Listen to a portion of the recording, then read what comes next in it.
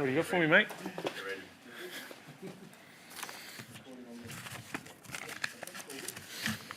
Thanks, guys. What are your thoughts? Yeah, I thought it was probably our most consistent game of the year. I thought our contest was as good as it's been all year, and I thought we had a much more even contribution and much more, a more even spread of players playing their role. So, it was pleasing. Highest score the team's ever given under your coaching. Did you feel that they made most opportunities and moved the ball in a way that it all came together? Probably.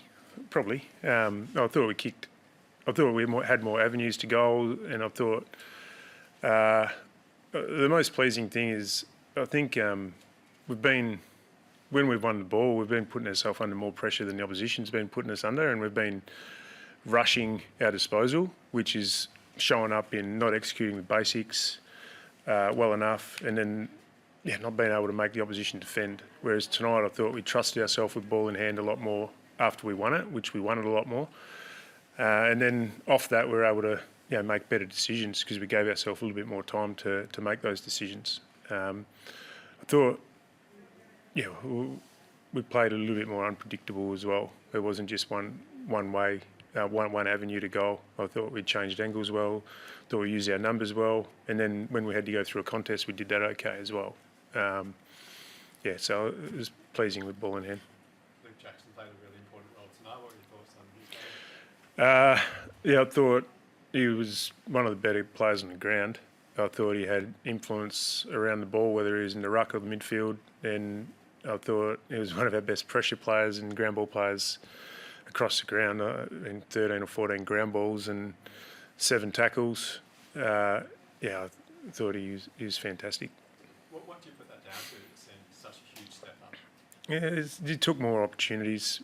Giving him a go on ball sometimes gets those type of players going around the ball, which allows him to take that confidence elsewhere. So it was good to get back to that.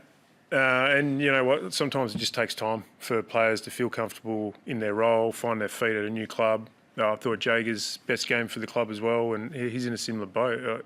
We expect a lot of guys when they get traded into clubs to perform straight away, but it does take a little bit of time. And he's getting more and more confident and comfortable within his roles, and that came out tonight.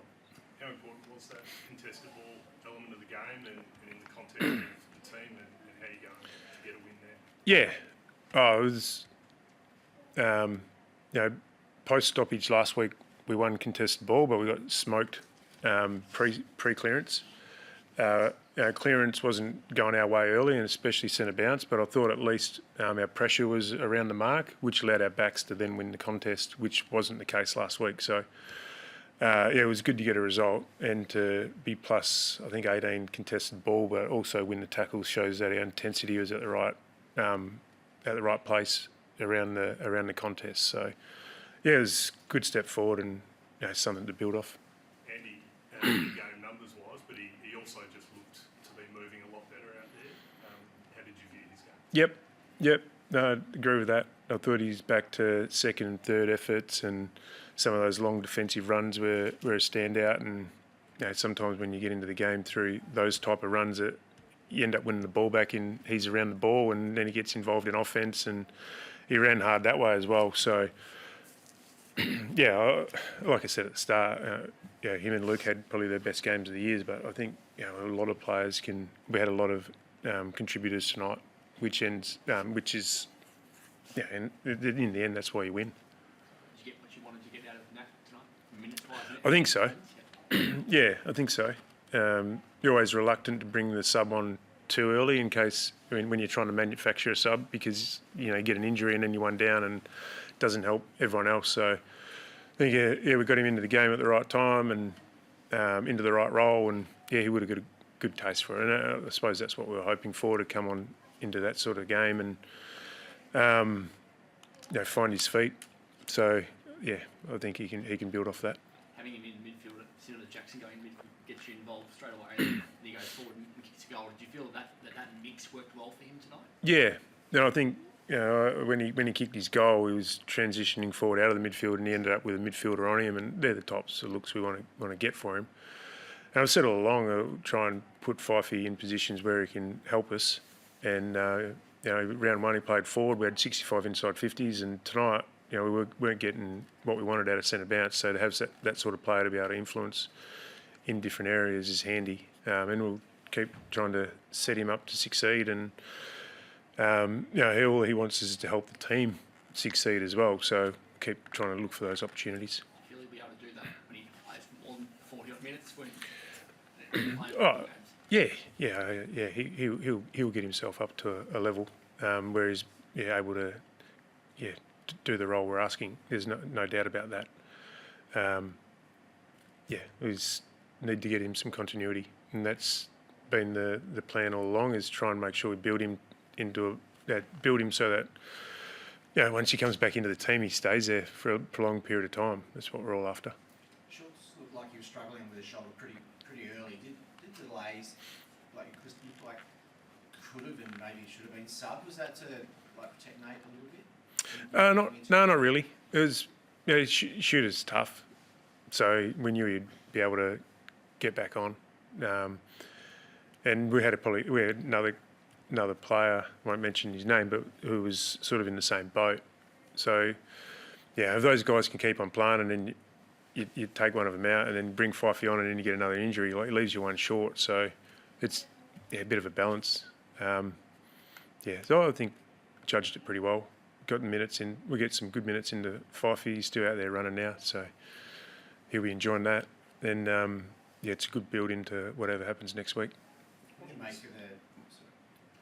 of the centre clearance stats tonight? They were very heavily in Hawthorn's favour. Frustrating and. Frustrating, yeah, it is. It was frustrating, and we probably didn't get the structure right in there often enough. So, we'll get to work on that. It was probably the first time Sean wasn't getting his hands to it as well, so we had to adjust to that. So, and didn't do it well enough. But I thought we were able to pressure the exits well enough to allow our backs to intercept. And it's an area of the game we need to get better at. I think last week they won the first 6 or 7 centre bounces against Dogs as well, so we knew what was coming. And we were prepared for it. We just couldn't execute. Is there a concern there for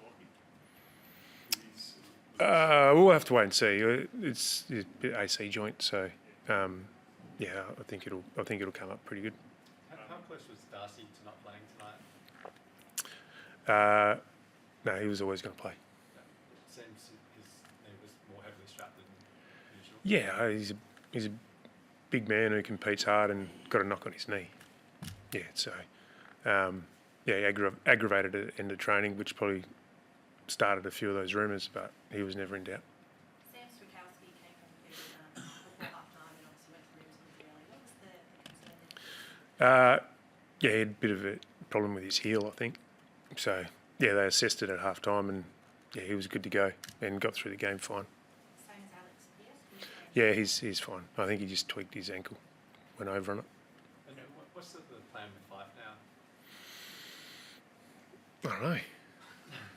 In terms of, do you think he needs maybe another game as the sub? Oh, sorry. I do know. I just don't. I usually get caught up in talking about where we're going to play him and how we're going to play him, and I like to keep a few of those things under wraps because it keeps the opposition guessing a little bit. So, we'll look at the best way to prepare him to see out the season. So whether that's another game as a sub, we play him and sub him out, or we just play him and manage him through minutes. So there's a lot of different options. So they're all on the table, and see how he pulls up, see how the footy is on tomorrow or Monday, and we'll go from there. Is it fingers crossed with that for you both days, with how he pulls up from each session and how he's playing games? A little bit. I love him out there. I love him out there competing for the club. He loves being out there and competing for the club. So, I just want what's best for us and what's best for him. Can you provide some insight into the Will Brody situation? It's surprising outside looking in that he can drop twice this season. Yeah, I'm not going to go into why Will was dropped, apart from to say he hasn't been executing his role. We've been playing extra mids in the team, and we haven't been getting it done at clearance. So we have to change something. Will's number came up this week. We played an extra forward instead of an extra mid and hoped to get Switter and Jacko and free up opportunities for Fifey to go through the middle of the ground. That's as simple and as far as I need to take it. Sorry if you just want to enjoy this one, but how would you describe the challenge now to, I guess, take that form that you It's a great challenge for us. It's a great challenge for us. And I said that to the players after the game. We're not going to sit and pat each other on the back after this game. We're going to use it to help us propel forward into the next 3 weeks, starting with a really good challenge against Sydney next week. So, we need to be able to execute some of the things we improved on tonight next week. I'm looking forward to it. Get on you guys.